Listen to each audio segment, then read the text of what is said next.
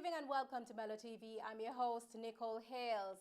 Thank you for joining us for this evening's Mello TV poll conducted by Bill Johnson. Joining the discussion is our very credible and renowned pollster, Bill Johnson. Also joining us tonight to analyze the finding is political analyst Paul Bourne. We will hear the views of the Jamaican people on tonight's topic, the government's handling of the COVID-19 pandemic and mandatory vaccination. But first, let's start. Bill, the COVID-19 pandemic has been with us for a little over 2 years. Those 2 years, the Jamaica Labour Party-led government has been in power. What are tonight's numbers showing how the Jamaican people view the government's handling of the COVID-19 pandemic? Okay, I think we should look back, first of all, 18 months ago when we did our last survey and asked the similar question. At that point, 77% of the Jamaican public said the government was doing either a very good or a good job. 8% said it was doing a poor job, and 13% said it was doing neither a good nor a poor job. So there was almost universal recognition of the fact that the people were pleased with the job the government was doing. Fast forward to 18 months later, and all of a sudden, those who think the government is doing a good or a very good job have dropped down to 44%. Those who think the government's doing a poor job are up to 30%. And 20% say the government's doing neither a good nor a bad job. Now, it's interesting. There was a poll released yesterday in the United States that showed that 44% of the public in the United States approved of the job that the government was doing in the United States in terms of COVID. So ironically, our numbers here in Jamaica are the same in terms of approval, in terms of the work that the government is doing. I think people have basically just had it with COVID. And it's just wearing a lot of people down, and people are just anxious for it to be over. And those numbers are showing, those feelings are showing in the reduced numbers, particularly here in Jamaica. Now, if you look at things by the political parties, 64% of the JLP still think the government's doing a good or a very good job. 16% think the government's doing a poor job. 17% say it's doing neither a good nor a bad or a poor job. Whereas PNP voters, 27% say it's doing a good job, 50% a poor job, 19% neither. Now, ironically, a year and a half ago, 95% of the JLP voters thought the government was doing a good job, and 61% of the PNP voters thought the government was doing a good job. So perceptions of COVID back 18 months ago were much less partisan than they are today. Over the last 18 months, all of a sudden it's become more of a political issue. One other thing I'll mention is that in every demographic and political group, with the exception of Republicans, a plurality or a majority still give the government a good or a very good rating in terms of how they're handling COVID. So that's it in a nutshell. So based on the comparable numbers in the US and Jamaica, is it fair to say that there is global fatigue as it pertains to COVID-19 and how governments are handling the pandemic? Without question, yes. And this is such an unpredictable disease. And unfortunately, the leaders of the government, whichever government it may be, have to shoulder the blame for the vagaries of this disease. It's a very difficult position. Paul, let's bring you in here. The people of Jamaica have spoken. What do you make of these numbers? Are they expected or surprising based on what's happening in the country? They are absolutely not surprised. In fact, I have been tracking this COVID issue for the past 2 years as an academic. And in terms of, it seems as though Bill was actually in my class participating as a student because the numbers are almost 100% what we have got. So, and what we have been saying for some time now to the government of Jamaica and by extension the Minister of National Security, sorry, the Minister of Health and Wellness, that people are downright frustrated with COVID. But not only that, as a result of COVID, and a part of the frustration one can sort of understand is the fact that we have seen an increase in alcohol consumption, we have seen an increase in murders, we have seen an increase in domestic violence. So people are just downright tired of COVID. It is causing them a lot of pain. And that is Paul, fundamentally let's what is turn to going the on. strategies the government have implemented. Chief among them, the disaster risk management enforcement measures to handle the COVID crisis. Is this strategy enough? What should the government take away from the numbers as the poll speaks for the Jamaican people?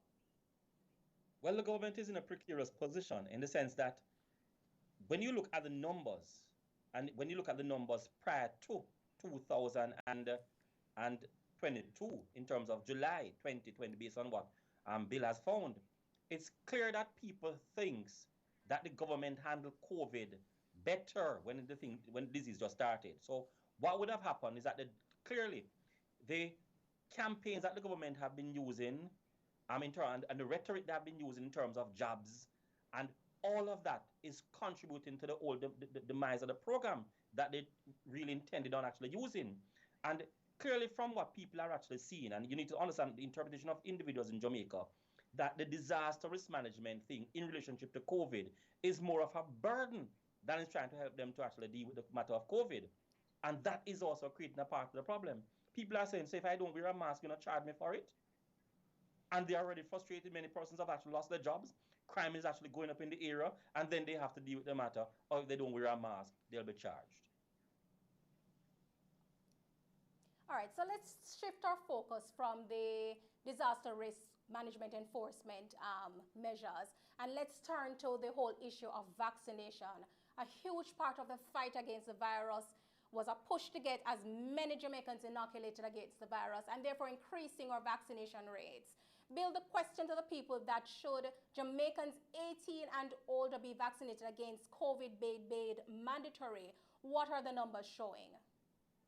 Yes, and also we should add that the question said unless there was a compelling medical reason not to be vaccinated. But basically, the public is 2-1 against mandatory vaccinations. 60% say no, that the vaccination should not be mandatory. Only 32% say yes, they should be mandatory. Once again, these numbers split by party. 50% of the JLP voters think that the vaccination should be mandatory for anybody 18 and older. 42% are against this. With the PNP, it's 24% in favor, 67% against, and those who didn't vote, it's 28% in favor, it's 64% are opposed to it.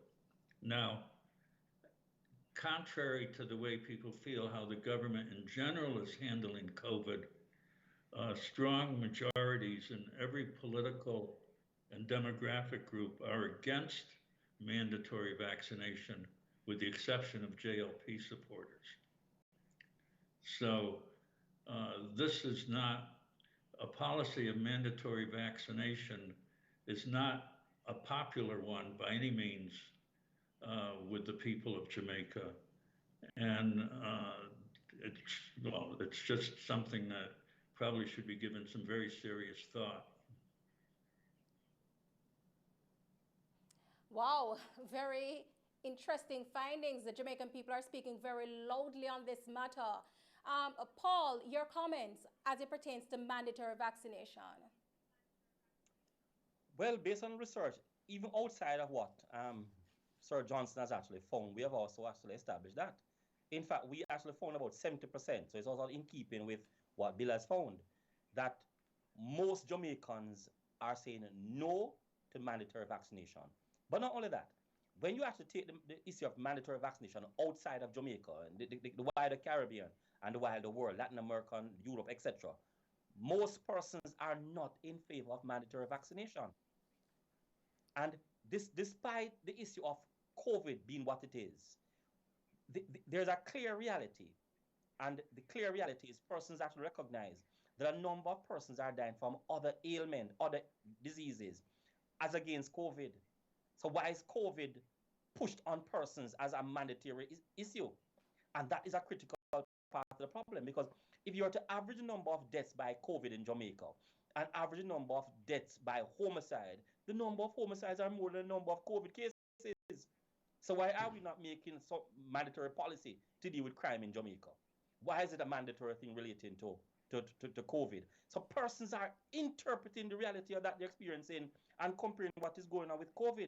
And they're saying, if it is that other issues that are more fundamental, more detrimental to health, are not being addressed with the same level of vigor and vitality, why is it that COVID should be mandatory? And that is a critical part of the problem, not only in Jamaica, but internationally. Very strong views there, Paul. Still with you. Based on the findings, all what the government has done so far since COVID-19 touched our shores of this country, has it been enough? And how telling are those numbers when you speak of the government's COVID-19 strategies versus the people's needs and desires? That's an excellent question. It sounds like it's an exam question. No, but let's disaggregate some fundamental issue here. And one of the fundamental issue is, what are some of the needs of the Jamaican people? Bill actually pointed to some of them yesterday. Crime is a fundamental thing for Jamaican. Joblessness is another matter. The matter relating to health is another matter. The matter relating to education is another matter. The matter relating to the road conditions is also another matter in terms of Jamaicans seeing these as things that they want, things that they desire. Now, when you look at this, what the things that the people want, and you look at what the government responded to in terms of COVID, people are saying, no. You are putting your priority in the wrong place. Because if it is that persons have the number one problem in Jamaica being crime, and crime has actually gone out of reach, yes, we'll put more emphasis on the matter relating to COVID, then it's a critical problem.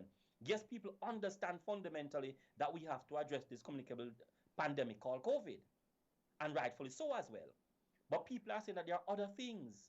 So when the government was actually giving away money for persons to be vaccinated, and there are other persons who are jobless, when the government was actually doing other things, when other problems are there, clearly indicating to persons that they are in need and dire need as well. So persons are saying, what is happening? Why is COVID an issue? So when you look at what the government did initially in terms of COVID, it did a marvelous job in terms of making people aware of all of that. The strategies that emerged after is what people are not agreeing with, not the initial strategies. Paul, before we go to our Vox Pop, tell us, are these numbers loud enough to provoke the government to warrant additional strategies or change course in how they're handling the pandemic altogether? Well, the numbers are clear, but are they listening? But if they were to look at the numbers carefully, they'll realize that people are not saying modify the strategy, alter the situation. People are saying change what it is that you have. What they are looking is a revolution in terms of thinking, a revolution in terms of how to deal with this.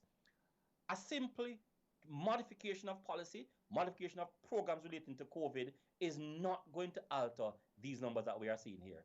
People are saying this COVID matter must be addressed, and must be addressed not as is, but a 360-degree turn in terms of how the matter is dealt with. But Paul, Pop, another question. Don't you think that we're putting pressure on the government and the citizenry need to do their part as well? Very, very good. Understand clearly. And this is the leadership is just simply leadership. The government, the country, leadership for the people of Jamaica. So if it's going to provide leadership conditions and situations people are saying to the government, listen, you're not leading us where we want to go. We are not going in, or we do not want to go in that direction. say they do not want them to go in that direction, it should be clear enough for the JLP and by extension the government to understand what the people are saying. The JLP is providing leadership, and leadership requires to listen to your followers. Okay, so let's lead our way to the Vox Pop. Our team went on the street today to ask the public. This is what they had to say. He's still doing a great job so far. You understand? And I don't think the children under 17 must get the vaccine. Honestly, I would say the government isn't handling COVID very well because of the whole curfew. It doesn't make any sense because people are still keeping parties, which is still a lot of gatherings. So I don't think the government is handling the whole COVID thing very well.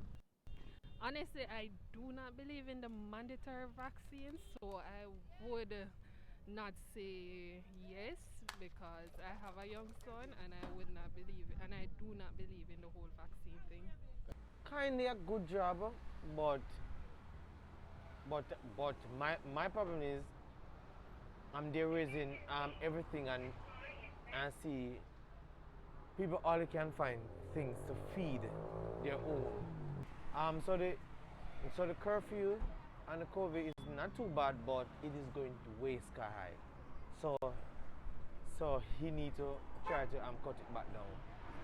He need to put it back at 8 o'clock because too much virus is out, too much people sick in, and nowadays people not wearing no mask. Party I keep too much and they're not doing anything. So he need to put back the curfew at 8. Well, I think he's handling it good. The only thing I didn't like was the lockdown, but everything else going smooth and good. So I like it, and the airport them open up, so I see my foreigner them. No, I don't like the 5-year one. It could have started from 12 to 17, or from 12 till when you're old enough, when you turn adult. But I think the 5-year-old should do it. We still consider them as a baby. Putting into the ages between 5 to 17 mandatory, I don't think they should do that. I think it's optional. That's if the parents want the kids to do it, but I don't think the government should do that. Wow, Bill, you're spot on. Again, in 2022, Mello TV has the correct numbers. The views of the people confirm the figures. Your thoughts? School children, and said, do you think school children age 5 to 17, should it be mandatory that they be vaccinated? And it's almost as if these people you interviewed were looking at these poll results. Only 24% say they should be vaccinated, 67% say they should not be vaccinated.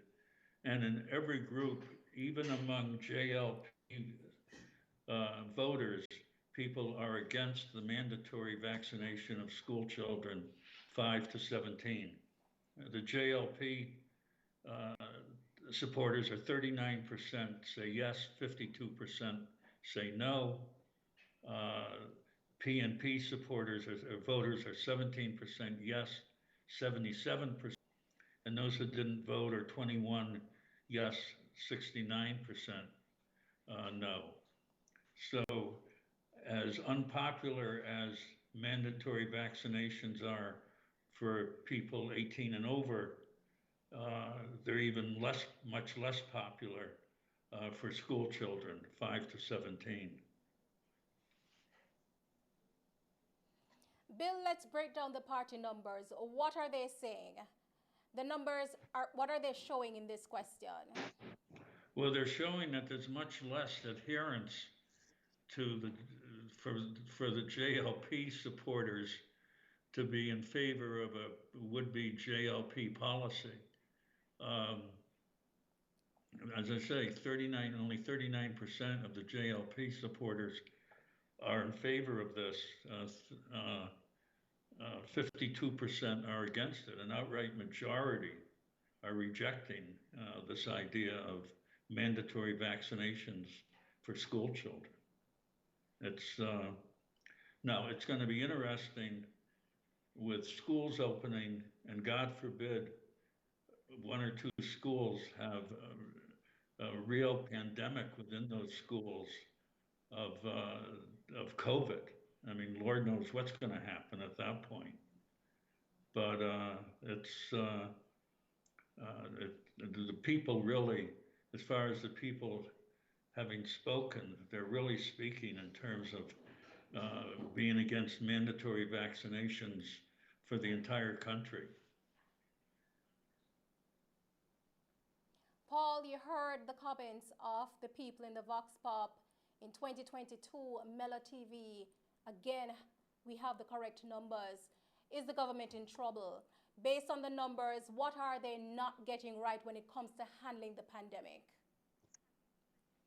Well, I'm not sure what went into the government's decision-making processes to determine what it is that the rhetoric that they use and the jargons that they use and the language that was actually promulgated in terms of social media and the media. I'm not sure what went into that. But if you look at the numbers based on what is happening in terms of the Vox Pop, 3 persons spoke totally against the issue relating to vaccination of actually children. And it was split in terms of 50-50 as persons thinking, well, the government is doing a bad or a good job. And we don't know, these guys are JLP, PMP, etc. So when you look at what the Vox Pop is actually saying, compared to what Sir Johnson has actually found out, it's clear in terms of the findings that people are not agreeing with mandatory vaccination. Now, the issue is raised, and the issue can be raised. What happens if there was supposed to be a pandemic after this when school actually reopens? And the matter is simple. The fact that the government went into the vaccination campaign, that actually created somewhat of a handicap for them, because many persons actually argued if mandatory vaccination or the argument relating to vaccination were left up to the medical doctors, the scientists, the public health practitioners, they would have been vaccinated. In fact, I did a study and we asked persons how many of you would like to be vaccinated, and 70% of them said they would like to be vaccinated. However, 60% of them are not vaccinated because of the argument relating to mandatory vaccination. Now, what we are not taking into consideration is a matter relating to distrust of the government. A number of Jamaicans, and it's not only a matter relating to Jamaica, it's a matter internationally, do not trust government. So when the COVID pandemic actually began, and the government was the bearer of that campaign, that is where the problem actually started. Because people did not trust them initially, and then here you are trying to actually defend people's health. And that is fundamentally the challenge that they're having. And will they actually overcome that? Absolutely not. Because if it is that they're not addressing people's fundamental needs and the challenges over the years, because we need to understand clearly, trust is not built in a day, but trust can be destroyed in a second. So what is happening? The fact that people do not trust the government, and by extension, the government, we're talking about the party in power at the moment, putting forward mandatory vaccination is only going to alienate people more. Paul, your final thoughts before we go quickly. Well, I'm hoping that all the policymakers, directors who are in various ministries, including the government, are listening to what the poll findings are saying for Jamaicans, because these are done in January 2022. So if it is that you really want to lead and understand what people are saying, look at the poll numbers and decide what you are going to do, Mr. Prime Minister, from here onwards. Bill, what can we expect come Monday when we continue the discussion? Oh, Monday, this is going to be terrific. We're going to find out what percentage of the population says they've been vaccinated, which percentage of the population says they're planning to be vaccinated as soon as possible, and the reasons for not being vaccinated. I think it's going to be an incredibly educational program. Also, there are some differences in vaccination rates by political party, as you might imagine, and those are going to be fascinating to discuss on Monday. There you have it. Join us on Monday and every weekday until February 25 to get the answers to these and other important questions during the Mello TV Bill Johnson poll. And also listen to Mello FM and Rhythm FM newscasts for the recap. I want to thank this evening's guests, political analyst Paul Bourne and our pollster Bill Johnson. I'm Nicole Hales on behalf of the entire production team. Thanks for watching.